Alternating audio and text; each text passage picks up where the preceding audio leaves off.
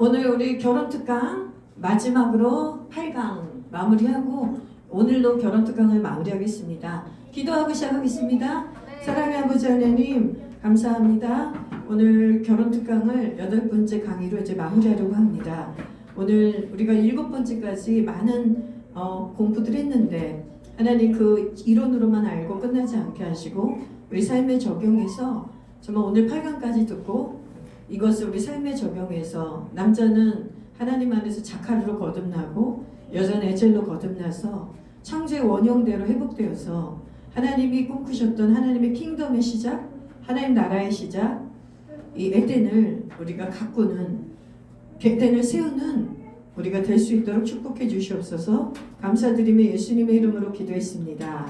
아멘. 네, 8강 마지막입니다. 여러분 제목을 한번 따라해 주세요. 오늘은 PPT 없이 강의합니다. 지난주에도 PPT 없이 했는데 오늘은 PPT 없이 그냥 강의로만 하겠습니다. 따라해 봅시다. 성격 차이를 즐기고 축복으로 바꾸라. 다시 성격 차이를 즐기고 축복으로 바꾸라. 네, 이게 이 결혼 특강 이 마지막 주제입니다. 지금 우리가 1강부터 7강까지 남자는 어떻고 여자는 어떤 것인지 성경적인 것을 배웠습니다. 세상에서 말하는 남자 여자가 아니라 성경에서 말하는 하나님의 아들로 빚어진 남자, 하나님의 딸로 빚어진 여자의 원형이 어땠는지 우리가 배웠습니다.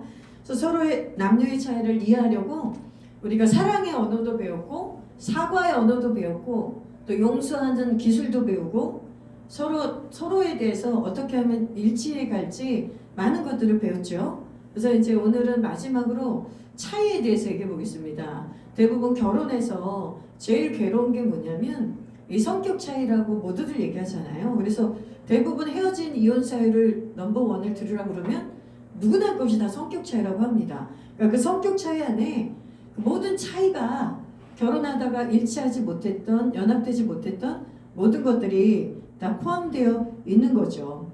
그런데 왜 제가 제목을 이 차이를 즐기고 축복으로 바꾸라 했냐면 이 차이는 결코 좁혀질 수는 없는 거기 때문이에요. 이 차이를 서로가 고치라고 하거나 그것을 바꿔보라고 푸시해서 될 일이 아니거든요. 그래서 차이를 즐기기 위해서는 일단 우리가 서로 차이가 있다, 서로가 다르다라는 걸 먼저 인정을 해야 돼요. 그럼 인정을 하고 나서는 인정까지는 돼도 즐기는 것으로 가지 못하면 축복이 되지 않는 거예요. 아, 이 사람은 이렇지, 저 사람은 저렇지, 인정까지는 가능한데 이것을 정말로 그 차이를 즐거워하는 수준까지 가야 그게 축복으로 바꿀 수 있다는 거죠. 제가 여러분하고 강의할 때 제일 많이 사용했던 책, 그 저자 이름이 게리 체프먼하고 이기복 교수님, 이 가정 강의 많이 하신 이기복 교수님 책, 결혼 코칭이라는 책이나 게리 체프먼의 책을 많이 활용해서 했는데 이 게리 체프먼과 부인 캐롤린의 너무 재미있는 일화가 있어요. 뭐냐면 둘이 너무너무 연애를 진하게 했어요. 그런데 게리 체프먼은 결혼을 하면 어떤 환상을 갖고 있었냐면 캐롤린하고 아침에 눈을 떠서 맛있는 아침을 먹는 꿈을 꿨어요. 이 게리 체프먼은 아침형 인간이었거든요. 그래서 밤 10시면 잠이 들고 자기 새벽같이 일어나면 아침이 너무 중요한 사람이에요. 그러니까 자기가 하고 사랑하는 여자랑 캐롤린이 이제 아침에 멋지게 에이프런하고 음악 틀어놓고 커피를 타면서 아침을 차려줄 거 상상을 한 거예요. 그래서 결혼을 해서 아내하고 아침에 아침 식사라는 로망이 있었어요. 아침 식사를 너무 맛있고 하루를 이렇게 출발하는. 그런데 알고 봤더니 캐롤린이 야행성인 거예요. 그리고 놀라운 건 캐롤린은 아침을 먹지 않는 여자예요. 그러니까 야행성들이 보통 그렇잖아요. 아침 안 먹고 잠을 택하잖아요. 왜냐면 늦게 잤으니까. 그러니까 이 게리 체프먼 입장에서는 결혼하자마자 그 꿈이 산산조각이 난 거예요. 왜냐면 자기는 결혼해서 제일 꿈꿨던 게 아침 식사였거든. 생활 속에 제일 로망으로 생각했던 게. 근데 여러분 이 게리 체프먼의 문제가 아니었어요. 이 캐롤린은 다른 로망이 있었어요. 캐롤린의 로망은 무엇일까요? 여러분 상상이 갑니까? 캐롤린의 로망은 무엇일까요? 심야영화 약간 비슷해요. 심야영화는 아닌데 이 여자는 야행성이잖아요. 그러니까 이 여자는 10시 이후부터 눈이 반짝이고 모든 정서적 대화를 그리고 심오한 남편과의 딥 토킹, 딥 컨버세이션, 공감과 소통과 그 모든 진지한 삶의 가치관이라던가 모든 이야기, 그 감정적인 그 교류를 10시 후에 남편하고 이제 대화를 하기를 원했던 거예요. 근데 왜걸? 이 계획제 부분은 10시만 되면 자야 되는 사람이고, 이 사람 말은 더 웃겨요. 자기는 모든 감각이 죽는데요. 그러니까 캐롤린을 사랑하지 않아서가 아니라, 그 무슨 말씀인지 알죠? 캐롤린을 사랑하지만 이 생체 시계가 10시면 잠이 들어야 되기 때문에 모든 정서나 심오한 얘기를 할 정신머리가 나가질 않는 거예요. 에너지를 다 손질했고, 그 사람은 그 시간에는 잠밖에 잘 생각이 없는 사람인 거예요. 그러니까 얼마나 그러니까 이 두 사람이 결혼해서 한 달도 안 돼서 자신들의 이 꿈이 산산조각이 나는 거를 알게 된 거예요. 근데 사실은 결혼 전에는 그 사람들도 굉장히 오랫동안 연애하고 진하게 연애했는데 이걸 파악을 못한 거예요. 이거 안 살아봤으니까. 그러니까 결혼을 하면, 결론은 지금 말하고 싶은 게 뭐냐면, 이 사람은 지금 이게 수면 시간이 다른 거잖아요. 아침형 인간이냐 저녁형 인간이냐, 이런 차이 하나만으로도 두 사람의 부부관계 엄청난 그 로망이 깨지면서 엄청난 실망감을 주는 거예요. 근데 이랬을 때 만약에 캐롤린이 당신 여보 10시 후에 남편을 못 자게 하면서 나랑 얘기 좀 해. 계속 얘기 좀 해. 이 사람을 존경한다면 이건 결코 게리체 부모는 행복할 수도 없고, 그리고 선순환으로 캐롤린한테 정서적 대안해 줄 수 없는 거예요. 그리고 거꾸로 캐롤린 아침에 잠이 너무 필요한 사람인데 여보 우리 커피 내립시다. 아침 공기 너무 신선하지 않아? 그래서 막 창문을 열면서 막 환기를 시키고 막 커피를 타주고 막 토스트를 굽고 그러면 여자는 남편이 날 사랑하는 게 아니라 짜증이 나는 거예요. 내가 잠이 필요한 거 뻔히 알면서 나는 밥보다 잠이 좋다고 그렇게 여러 번 얘기했는데, 이 남자가 계속 아침에 그 로망을 주장한다면 어떻게 되겠어요? 안 되는 거죠. 그래서 이 게리체 부모과 캐롤린이 자꾸 웃으시는 거 보니까 두 분 약간 비슷한 뭔가가 있나 봐요. 다 있겠죠. 그래서 두 사람이 결국은 뭐랬냐면, 이 사람들은 뭘 선택했냐 보세요. 이분이 굉장히 자세한 것도 썼어요. 그러면 도대체 성생활은 언제 하냐 말이에요. 두 사람이 황금 타임을 찾아야 되는 거예요. 왜냐면 부부간에는 지난주에도 성생활에 대해서 얘기했지만 육체적 친밀감, 그 성적인 친밀감이 너무 중요한데, 이 남자는 10시면 자야 되고 이 여자는 10시부터 깨어있는데, 그러니까 이들이 찾은 황금 시간대는 9시 반에서 10시 사이에 성관계라고, 아주 구체적인 예예요. 차이를 어떻게 극복하느냐. 그리고 서로 남편은 그냥 자야 되니까 남편은 재우고, 남편은 재우고 자기는 자기 시간을 갖고. 하지만 이 여자가 정말 하고 싶었던 그 정서와 그 깊은 대화와 이런 거는 밤 늦게 할 수는 없지만 서로에게 맞는 황금 시간대를 찾아내야 한다는 거죠. 그쵸? 그러니까 이분의 그 예화가 난 너무 실제적이라는 생각이 들었어요. 아침형 인간이고 야행성 인간이 갖는 이런 실제적인 어려움이 있겠구나. 근데 여러분, 이 차이가 이 삶의 습관, 잠자는 습관, 아침형과 저녁형만 있겠냐고요. 그렇지 않겠죠? 또 일례를 들어보면 이제 이 사람 서로의 성격이 얼마나 다양한지 보세요. 내 아내는 너무나 낙관론자예요. 내 남편이 비관론자라고 생각해보세요. 거꾸로 남편은 낙관론자인데 아내가 비관론자야. 그러면 나쁜 건 아니에요. 그 사람이 그냥 보는 관점이, 한 사람은 굉장히 모든 걸 낙관적으로, 한 사람은 비관적으로 봐. 그럼 낙관적인 사람은 뭐부터 봐요? 모든 일이 생기면 저거 좋겠다, 저거 잘 될 거야, 가능성부터 보지 않습니까? 근데 이제 비관론자 사람들은 뭘 봐요? 아니야, 저게 문제점이 저게 있어, 저게 문제야, 그거부터 보인단 말입니다. 그러면 이것도 어떻게 맞춰가야 되는 거예요? 아까 아침형 인간과 저녁형 인간이 다른 캐롤린과 게리체 부모니 황금 시간대를 마치 만들어내서 서로가 행복한 거를 조율했던 것처럼, 이 낙관론자 비관론자도 서로 조율하는 법을 배워야 되는 거죠. 근데 그렇지 않고 계속 상대에게 당신은 왜 모든 걸 비관적으로 봐? 근데 당신은 왜 밑도 끝도 없이 모든 걸 낙관적으로 봐? 계속 이렇게 차이를 인정하지 않고 그 차이를 즐기려고 하지 않으면 이게 싸움이 된다는 거죠. 그런데 이거를 이제 즐기는 방법이 뭐냐면, 다시 첫 번째 따라해보세요. 첫 번째, 즐기기 전에 첫 번째, 인정한다. 차이를 인정한다. 네, 그래서 이제 어느 정도 싸우고 여러 가지 시간들을 겪고 나면 이제 매번 그걸 싸우는 사람은 어리석은 사람이 되는 거죠. 그러면 내가 아내하고 남편과 아내가 행복해질 시간이 점점 줄어드는 거예요. 그래서 어떻게 해요? 현명해지기 시작하는 거예요. 아, 내 남자가 이 비관적인 관점이 갑자기 바뀌지 않는구나. 내 여자의 낙관적인 그 관점이 갑자기 바뀌지 않는구나. 그래서 서로의 차이를 먼저 인정하고, 그러면 어떻게 이 조일점을 찾을 수 있을까? 그 대화를 포커스를 거기다 맞춰야지. 너가 변해야 돼 이렇게 맞춰서는 조율할 수가 없다는 거죠. 많이 졸리시죠? 예, 졸리면 좀 커피 마시면서 서서 들어도 돼요. 그리고 또 하나의 습관, 삶의 차이가, 성격 차이가, 이런 관점 말고 또 뭐가 있을까요? 생활 습관에도 있어요. 한 사람은 되게 깔끔해요. 청소도 잘하고 깔끔하고 집에 머리카락 있는 거 못 봐요. 그리고 설거지도 바로바로 해야 되고. 근데 어떤 사람은 설거지 바로 안 해도 되고 좀 놔둬도 되고 머리카락이 좀 떨어져 있어도 그게 자기한테 별로 뭐 힘든 일이 아니고, 이런 걸로 사실은 이런 차이를 엄청나게 싸우는 거예요. 그런데 만약에 깔끔한 여자의 의견을 남편이 안 들어주면, 이 여자는 남편이 원래 남편하고 나의 위생에 차이가 있구나, 위생이라는 여기는 그 관점이 차이가 있구나, 그걸 인정하고 받아들여야 되는데, 남자가 내가 무시했다고 생각하기 시작해요. 내가 이렇게 더러운 거 싫다고 그랬는데 또 설거지를 이런 식으로 해놨어. 또 옷을 저렇게 너저분하게 해놨어. 그러면 남편에 대해서 그 습관 하나 때문에 차이를 인정하지 못해서 불신이 생겨요. 저 사람 나 무시한다. 그 진짜 그렇다니까요. 그러니까 대부분 부부싸움이 작은 거가 나중에 크게 돼서 골이 깊어진다잖아요. 그리고 남자 입장에서는 마찬가지예요. 아니, 나는 내 위생관념은 괜찮으니까 자기 거는 깨끗하게 해도 되지만 나는 이렇게 살도록 내버려두면 되는데, 아내가 매번마다 이것도 들어오겠네. 당신 왜 이래? 이거 옷 갈아입으라고 그랬지. 양말 이렇게 벗어놓지 말라고 그랬지.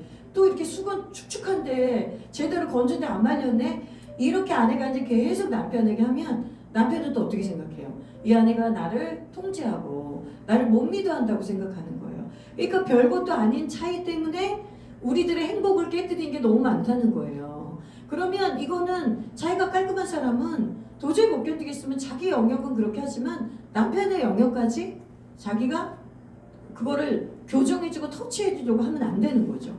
근데 남편도 내 아내가 워낙 깔끔하니까 내가 그래도 이 아내를 사랑하기 때문에 이 아내를 조금이라도 맞춰주고 자기 노력을 조금씩 변화는 있어야 되겠죠. 하지만 몇십 년 동안 각자의 습관을 갖고 살았는데 아침형 인간이 갑자기 저녁형 안 뜨듯이 어떻게 깔끔하지 않은 사람이 갑자기 깔끔하게 되겠냐고요. 그리고 어떻게 깔끔한 사람이 갑자기 지저분해질 수 있겠어요. 그러니까 지저분하게 사는 사람은 깔끔한 사람한테 유난 떤다고 얘기하면 안 되는 거예요. 아니, 당신은 유난이야, 이거 강박 아니야? 이거는 굉장히 상처를 주는 거죠. 그러니까 그 사람이 갖고 있는 깔끔한 거를 인정하고 즐기려면 칭찬을 시작해요. 아, 난 그런 거 못하는데 당신은 되게 잘한다. 그런 거 되게 좋아 보인다. 근데 여보, 나 평생 이렇게 좀 살아서 나는 깔끔한 게 당신만큼 못해. 내가 조금 못하더라도 나 좀 기다려줘. 그리고 난 이렇게 해도 그렇게 불편하지 않아. 나 그냥 이렇게 지내고 싶어. 이렇게 얘기하면 아내는 그걸 받아줘야 돼요. 깔끔 떤다고 뭐라 그러면 안 되고, 또 지저분하다고 뭐라 그러면 안 되고. 그러니까 이게 절대 그거 서로 만일에 푸시하잖아요. 마음의 상처만 깊어지고 골만 깊어지지 이 차이가 극복이 되는 게 아니거든요. 그래서 이 작은 차이를 인정하고 즐겨서 축복으로 안 바꾸면 다른 삶의 모든 영역들도 다 도미노 현상처럼 영향을 받아서 남편과 나의 관계가 불편해진다는 거예요. 어떤 책에 또 이런 이야기가 있어요. 식기세척기에 그릇을 청소하는데 자기 아내가 하면 항상 이빨이 부러진대요. 그러니까 그 접시가 나간대요. 그리고 머그컵이 깨진대요. 왜 그러냐면 남편은 이걸 아주 놓아야 될 구간을 잘 알아요. 큰 접시 넣어야 될 때, 컵 넣어야 될 때, 유리컵 넣어야 될 때 해서 아주 그냥 체계적으로 딱딱 놓으니까 남편이 하면 그 컵이나 이런 그릇이 상할 리가 없는 거예요. 근데 자기 아내는 막 그냥 대충 집어넣는 거예요. 그리고 그냥 식기세척기를 닫아버리는 거예요. 어차피 설거지는 식기세척기가 해주는 거다. 그럼 보면 결국은 이제 이빨이 나가있고 그러잖아요. 그래서 맨 처음에 그런 걸로 많이 싸웠대요. 근데 나중에 이 남편이 결정한 게 있대요. 아내한테는 내가 이거를 도맡아서 하고, 아내는 그냥 아내가 잘하는 거를 시키자. 그렇게 했다는 굉장히 현명한 거죠. 그렇지만 자기가 퇴근을 늦게 해서 자기가 식기세척기를 못 돌릴 때에는 어떻게 했냐면 그냥 그날 몇 개 깨지겠지. 그냥 그날 이가 또 나가겠지. 그리고 실제로 와서 나갔더라도 그것 때문에 아내한테 불평을 한다거나 아내와 나 사이에 그런 행복을 깨지는 말자. 그것 때문에 싸움을 만들지 말자. 그렇게 마음을 먹었다고 그러더라고요. 나는 그 사람의 그 방법이 굉장히 나는 지혜롭다고 생각해요. 그러니까 식기세척기에 관한 예지만 그거 말고도 다른 경우도 그런 식으로 서로 배려하면서 용납할 수 있는 거죠. 그리고 또 어떤 경우가 있냐면 우리가 예를 들어 여러분이 그 차이를 즐기고 축복으로 바꾸는 게 좀 쉬울 것 같아요. 또 어떤 예가 있냐면 남편은 굉장히 뭐랄까 조직적인 사람이에요. 조직적인 사람인데 아내는 굉장히 즉흥적인 사람이라고 생각해 보세요. 그래서 남편이 우리 둘이 여행을 가기로 했어요. 그래서 남편이 산을 가기로 해서 산을 가기로 해서 남편이 산을 다 서칭하고 어떤 펜션에서 머물지도 다 하고 교통편이라니 모든 걸 다 짰어요. 그래서 남편이 여보 우리 여기 갈 거야 그랬더니 갑자기 부인이 너무 해맑게 부인은 즉흥적이라고 그랬잖아요. 남편이 이렇게 다 짜갖고 보여주는데 여보 우리 바다 갈까? 즉흥적인 사람은 얼마든지 이렇게 바꿀 수가 있어요. 왜냐하면 큰 문제가 안 돼. 왜냐하면 그렇게 조직적으로 펜션을 알아보거나 뭐 내일 그 산에 가서 뭘 먹을까 날씨 뭐 교통편 이런 걸 알아보지 않았기 때문에 아내는 그냥 산에서 갑자기 바다가 가고 싶은 거예요. 즉흥적으로. 그럼 산에서 바다로 바꾸는 게 아무렇지도 않은 거예요. 그럼 우리 오빠 바다 갈까? 그럼 이제 오빠는 멘붕인 거예요. 왜냐면 오빠는 바다에 대해서 조직적으로 아무것도 준비한 게 없는데 갑자기 바다 가자 그러면 얼마나 황당해요.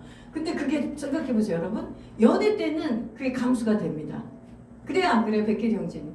연애 때는 갑자기 자기 아내가 여자친구가 해맑게 내가 모든 걸 다 이렇게 얘기해. 오빠 딴 거 할까? 그리고 하도 그래 네가 좋다면 그거 하자 이렇게 그 마음도 특별히 상하지도 않아요. 왜냐면 이제 그때 사랑의 1단계니까 그때는 도파민이 엄청 나와서 그렇게 별로 안 상해 마음이. 그리고 아내도 마찬가지야. 남편이 갑자기 엉뚱한 얘기를 하거나 자기가 보통 때 같으면 굉장히 열받는 행동을 했어도 여자 입장에서도 그래 오빠가 좋다면 그렇게 하자. 나도 사실은 그게 좋아. 이렇게 연극까지 한다고요. 왜냐면 그때는 여자도 사랑의 1단계여서 도파민이 무척 많이 나오기 때문에 그거를 갑자기 수정하고 자기 계획을 수정하고 자기 성격을 죽이는 게 어렵지가 않아요. 근데 문제는 결혼에서는 사랑의 1단계가 아니잖아요. 우리가 사랑의 2단계로 간다고 그랬죠. 그럼 2단계는 성실하고 꾸준하게 서로 굉장히 노력해야 1단계에서 2단계로 우리가 갈아탈 수가 있는데 그러니까 2단계에서는 그 많은 노력이 하나부터 열까지 부딪히는 거예요. 이 차이가. 이게 하나부터 열까지. 그러니까 이 하나부터 열까지 부딪히는 이 차이에 대해서 우리가 관점을 바꾸지 않으면 그쵸? 성격의 차이, 감정의 차이, 뭐 잠자는 습관의 차이, 먹는 습관의 차이 이런 걸 극복하지 않으면 이걸 즐기려고 마음을 바꾸지 않으면 모든 게 싸움이 되고 모든 게 갈등이 돼버릴 수 있다는 거죠. 그럼 또 하나 예를 들어볼게요. 예를 들어 논리적인 사람하고 직관적인 사람이 있어요. 그래서 우리 왜 이렇게 내가 예를 들냐면 보통 연애할 때는 이렇게 다른 게 끌리기 때문에 이 차이가 나는 게 매력 포인트가 됩니다. 매력 포인트. 근데 지난번에도 한번 얘기했죠. 정신과에 가면 그 여자들이 이혼하려고 내 남편 때문에 진짜 미쳐 죽을 것 같다고 저런 남자하고 살다가는 내가 미치거나 내가 우울증 걸리거나 둘 중에 하나다 그러면서 얘기하면 뭐가 그렇게 당신 힘들게 합니까? 그러면 그 차이에 대해서 말한다는 거예요. 그 결혼 전에 그 좋아 보였던 오빠 그 좋아 보였던 내 그 사랑하는 여자가 가지고 있었던 그 성격이 미치도록 싫다는 거예요. 그럼 어떡하겠다는 거예요. 그때는 그게 좋아서 서로 사랑에 빠져놓고 이제 결혼을 해서는 그 차이가 너무 싫다는 거예요. 그 차이가 미치도록 싫대요. 그러니까 이게 인간이라니까요. 그러니까 이 차이를 극복하기 위해서는 이 차이를 인정하고 즐거워하기로 결단하는 방법밖에 없는 거예요. 그러니까 결혼 전에는 이 차이를 즐거워하고 노력 안 해도 그 사람을 사랑하기 때문에 그냥 즐겁게 바꿀 수가 있었어요. 결혼 전에는 그 사람을 사랑하는 사랑으로 바꿀 수 있었는데 결혼하고서부터는 노력이 필요하다는 거죠. 왜냐면 결혼하기 전에 그 사랑의 1단계 도파민이나 콩깍지 씌운 단계가 아니기 때문에 이제 결혼이 현실이 됐을 때는 이거는 서로가 노력을 해야 된다는 거죠. 그래서 보세요. 논리적인 사람은 모든 행동에 이유가 있어야 돼요. 그런데 상대방이 남편이나 아내가 이유 없이 뭘 갑자기 이유도 없이 갑자기 그 자기 직관에 따라 자기가 딱 뭐가 땡겼어. 그게 왠지 맞는 것 같아. 이게 너무 좋아. 근데 남편이 보기에 아내가 보기에 논리적인 사람 보기에는 이유가 없어요. 근데 그걸 행동을 하려고 그러면 무모해 보이고 한심해 보이는 거예요. 그러니까 논리적인 사람은 그거 왜 하려고 그러는데? 그거 하면 뭐가 좋아 우리한테? 그거에서 좋은 결과가 뭐야? 이렇게 논리적으로 따진단 말입니다. 그러면 이제 논리적이지 않은 배우자는 어떻게 되냐면 직관적인 사람은 그냥 느낌이 왔어. 그냥 느낌이 왔다고. 그리고 나 그게 지금 하고 싶어.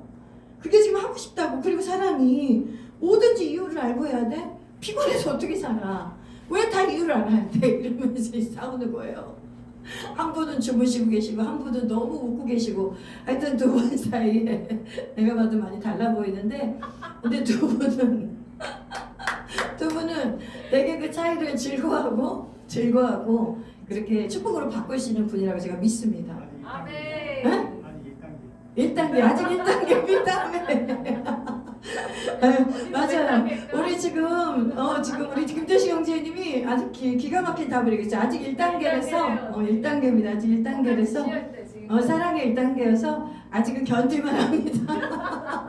그리고 아직은 다 모든 게 예쁘게 보입니다. 그쵸? 그리고 다 모든 게 자랑스러워 보이고 좋습니다.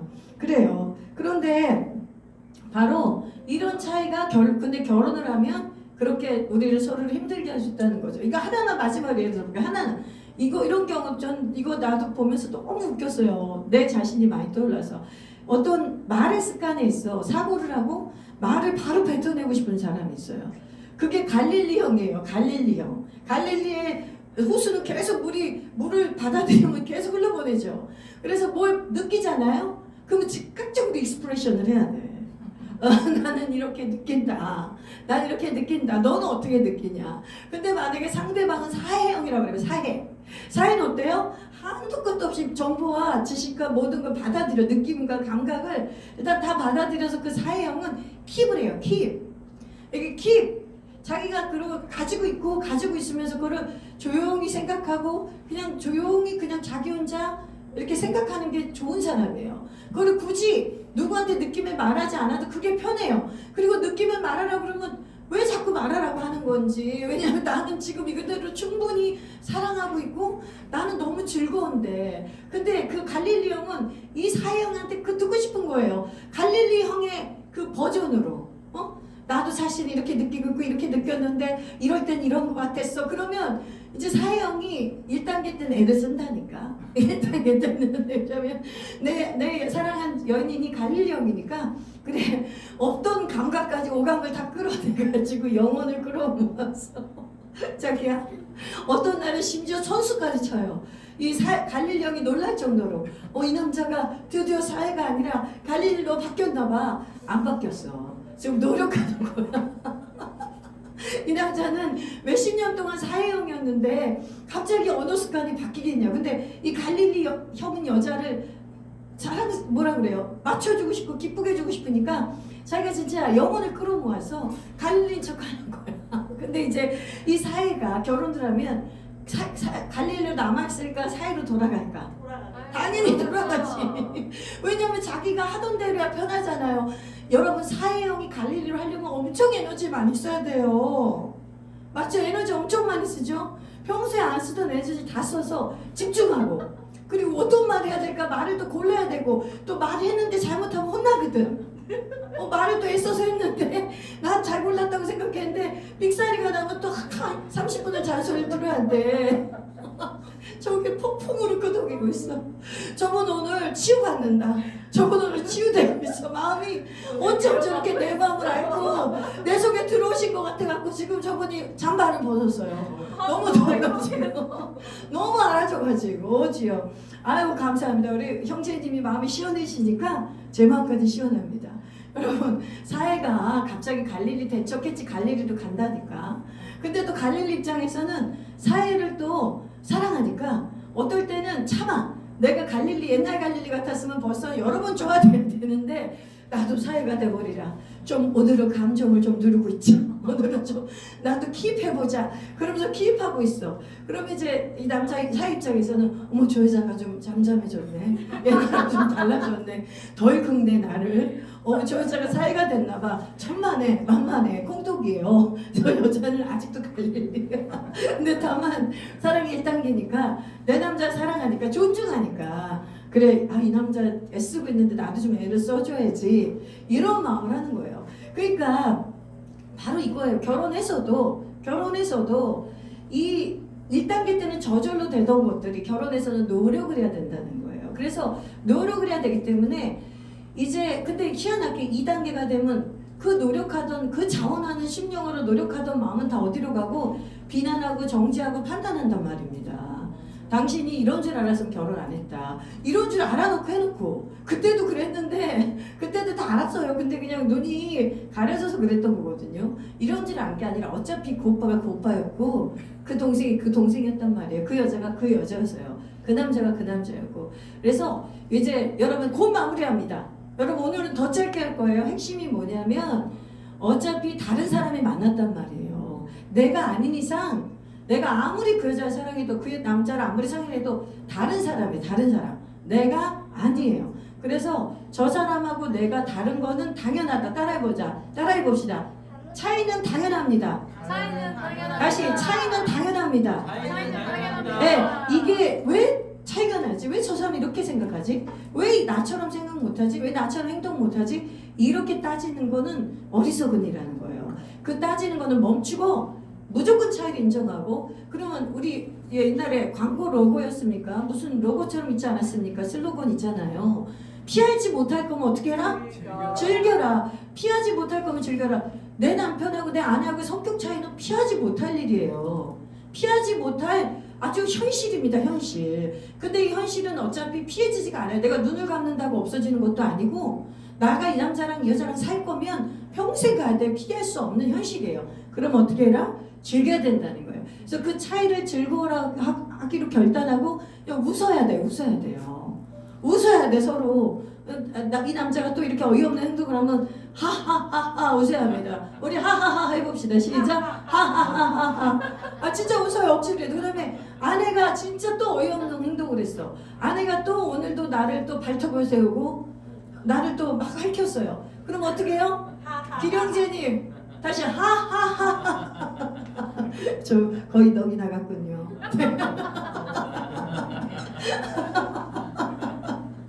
네, 그렇게 하하하하 웃어서 내가 어차피 이거 못 피한다.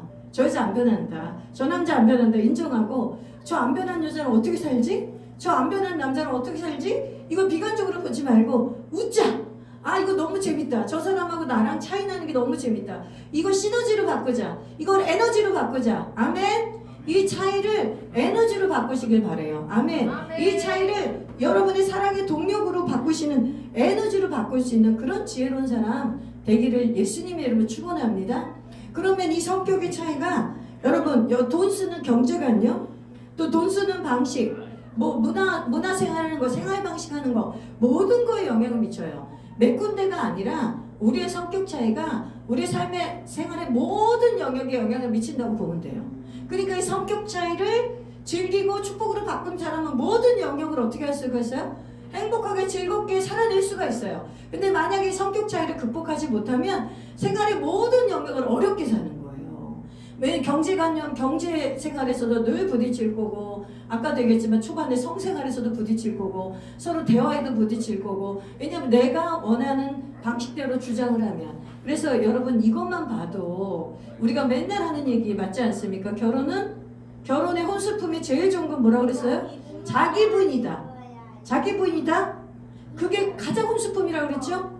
그게 오늘 결론도 그거예요. 자기 부인을 해야 이 성격의 차이를 받아들이고 이걸 축복으로 바꿀 수 있는 거예요. 자기를 부인하는 자기 주장을, 그러니까 자기 중심성, 내게 맞다는 중심성에서 유연해지는 거죠. 그러니까 내게 맞는 것도 있지만 내 아내가 맞는 것도 있어. 아멘? 내 남편, 내가 맞지만 내 남편이 맞는 것도 있어. 그러니까 사람이 점점 유연해지는 거예요. 내 남편하고 아내가 서로 그를 성격의 차이를 줄여가고 맞춰가고 즐기기로 하면 사람들이 확장되는 거예요. 그래서 예를 들면 이렇게 되는 거예요. 너무너무 깔끔했던 사람이 그래, 꼭 나처럼 모든 사람이 깔끔하게 살 필요는 없어. 좀 더 유연해져요. 깔끔한 자기 사람이 변할 필요는 없지만 모든 사람에 대한 잣대를 그렇게 아주 강하고 날카롭게 강박적으로 가질 필요가 없고 사람이 유연해지는 거죠. 그리고 굉장히 지저분했던 사람은 아내가 자기를 잘 오히려 해주고 배려해주고 자기를 도와주면 자기는 굉장히 비위생적으로 지저분하게 살았는데 이 깔끔한 아내 덕분에 아 이렇게 좋은데 깔끔하게 하니까 훨씬 쾌적하네, 훨씬 좋은 점이 많네. 그러면서 남편은 어떻게 돼요? 깔끔한 사람으로 배워지고 변화될 수 있는 거예요. 그러니까 다 서로의 삶이 개선되는 거예요. 그래서 여러분 혹시 지금 사귀시는 두 분이나 결혼하신 분이나 여러분의 차이가 너무 극명하게 나면 일단 이렇게 생각하십시오. 이거를 축복으로 바꾸자. 이 차이가 심할수록 이것을 오히려 우리가 즐거워하기로 결단하고 서로 자기를 부인하고 존중하고 배려하고 받아들이면 이게 축복의 시너지가 되겠구나, 축복의 에너지가 되겠구나, 이렇게 바꾸시는 저 여러분 되시기를 바랍니다. 아멘. 그래서 말씀 오늘 마무리하는데, 오늘 특강 마무리하는데 이 차이를 즐기고 축복으로 꼭 바꾸시길 바랍니다. 근데 여러분 한 번에 안 되는 거 아시죠? 한 번에 안 되니까 한 번에 안 됐다고 절대로 실망하고 우리는 안 돼 이렇게 포기하는 것처럼 어리석은 거 없습니다. 따라해 봅시다. Never, Never, never, never, never, never, never give up. never give up. 이거 누가 얘기한 줄 알아요? 윈스턴 처칠. 백주현 자매님 역시 똑똑하다니까. 이거 never, never, never give up을 윈스턴 처칠. 영국의 2차 세계대전을 영국의 승리, 연합군의 승리를 이끈 사람이 누구예요? 윈스턴 처칠이었죠. 영국이 완전히 분리하고 독일이 유럽을 다 점령할 상황이었어요. 근데 그 유명한 윈스턴 처칠이 한 말이 never, never, never, never give up. 그래서 여러분의 이 사랑의 관계에서 여러분이 관계를 사랑으로 바꾸러 갈 때 이 성격 차이를 극복할 때 절대 포기하지 마시고 계속해서 훈련하시고 연습하시길 바랍니다. 제가 그 김국진 씨가 저번에도 김국진 씨하고 강수지 얘기했는데 김국진 씨가 누구죠? 갑자기 생각이 안 나네. 그 남자 개그맨 누구죠? 박수홍 씨.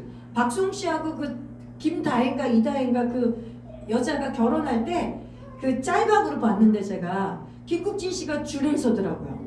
김국진 씨가 줄에 섰는데 제일 좋아하는 형이래요. 박수홍이 제일 존경하는 형이 김국진인데 김국진 씨가 줄에 섰는데 그 유튜브에 짤방으로 나온 거 한 소절을 봤는데 저 그거 되게 감동받았어요. 어떤 소절이었냐면 쇼스로 나온 것 중에 이래요. 제가 이제 오늘 이후로 우리 박수홍이랑 자기랑 너무너무 친했는데 나랑 가장 친했던 박수홍과 나의 친밀한 관계를 우리 다혜 양에게 양보하겠습니다. 이렇게 축사를 하는 거예요. 근데 저는 그 말이 너무 듣기가 좋았어요. 그러니까 김국진 씨는 결혼해서 지금 강수지 씨랑 행복하게 살기 때문에, 그리고 강수지 씨랑 제일 친밀한 관계가 된 거예요. 그러니까 강수 씨랑 결혼하기 전에 아마 박수홍하고 제일 친했나 보죠. 둘이 제일 마음이 맞았나 봐. 그랬는데 이제 자기 아내를 만나니까 수홍이는 내 동생일 뿐이고 내 마음이 잘 맞아도 이 세상에서 제일 친한 친구는 누구예요 이제? 수지, 내 아내라는 거지. 그러니까 김국진 씨가 박수홍 씨한테 그렇게 얘기할 수 있는 거죠. 이제 가장 친한 자리를 이제 국진이 형이 아니라 수홍이 가장 친한 친구는 다혜 씨에게 제가 양보하겠습니다. 나는 이 사람이 부부의 진수를 안다는 걸 느꼈어요. 여러분 맞지 않습니까? 여러분이 이 차이가 있어도 제가 여러 번 강조했잖아요. 부모 자식 간에도 원가족과의 관계도 이제 끊어져야 된다. 완전히 절연이 아니라 내 남편하고 내 아내하고 더 친해서는 안 돼. 내 남편하고 아내하고 제일 친해야 돼. 제일 친한 친구. 세상에서 제일 친한 친구는 누구? 내 남편, 내 아내, 동반자, 파트너십. 이런 친밀감이 형성이 돼야 이 부부가 이 에덴을 이끌어가고 하나님의 킹덤의 시작, 가정을 세워갈 수 있단 말입니다. 아멘. 그러니까 여러분들이 절대로 포기하면 안 되겠죠? 어떤 차이가 많을수록 더 찐친이 될 수 있는 거예요. 내 아내하고 내 남편하고. 믿으십시오. 그래서 다시 한번 이거 제목을 읽고 오늘 결혼 특강 마지막 특강을 마치겠습니다. 다시 읽어봅시다. 성격 차이를 즐기고 성격 차이를 즐기고 축복으로 바꾸라. 축복으로 바꾸라. 성격 차이를 즐기고 성격 차이를 즐기고 축복으로 바꾸라. 축복으로 바꾸라. 지은이 소리 더 크게 해쳐. 성격 차이를 즐기고 성격 차이를 즐기고 축복으로 바꾸라. 축복으로 바꾸라. 아멘. 여러분 이렇게 되면 이제 여러분은 하나님 나라를 위해서 공동 비전을 갖고 이 에덴을 여러분이 완성해 가면서 에덴의 축복의 통로가 되고 하나님의 나라를 확장하게 될 것입니다. 그래서 여러분들은 결혼 전도사가 될 거예요. 결혼해. 해보니까 결혼하는 게 너무 좋아.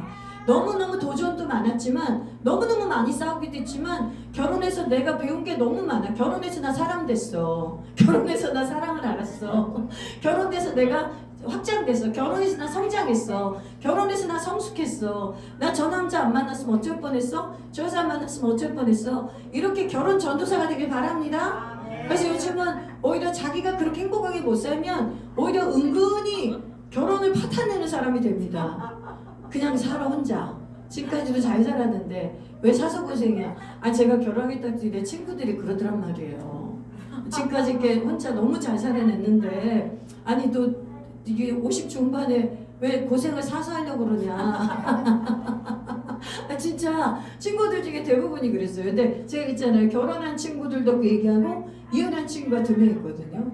이혼한 친구도 그 말 하더라고요. 그래서 내가 아니야. 나는 결혼에 대한 새로운 관점이 생겼어. 그래서 하나님이 주시니 결혼에 대해서 꼭 하나님이 하라는 마음을 주셔. 결혼을 기도하고 꿈꾸고 기도할 거야. 그렇게 제가 말씀을 했습니다. 근데 여러분들은 이제 결혼을 하시고 실질적으로 그런 결혼 전도사가 돼서 정말 깨어지고 정말 아파하는 가족들을 붙이고 다시 상처를 싸매어주고 행복한 가정으로 바꿀 수 있는 그런 행복 에너지가 충만한 가정 되기를 바랍니다. 아멘. 우리 예수 공동체 교회 가정들은 꼭 그렇게 될 겁니다. 아멘. 아멘. 할렐루야. 할렐루야. 우리 한번 다시 우리 구호해치고 이제 마무리하겠습니다. 행복 충만, 행복 충만. 성령 충만, 성령 충만. 믿음 충만, 믿음 충만. 사랑 충만, 사랑 충만. 기쁨 충만. 기쁨 충만. 이런 에덴의 가정을 가꾸겠습니다. 세우겠습니다. 아버지 하나님. 아멘. 할렐루야.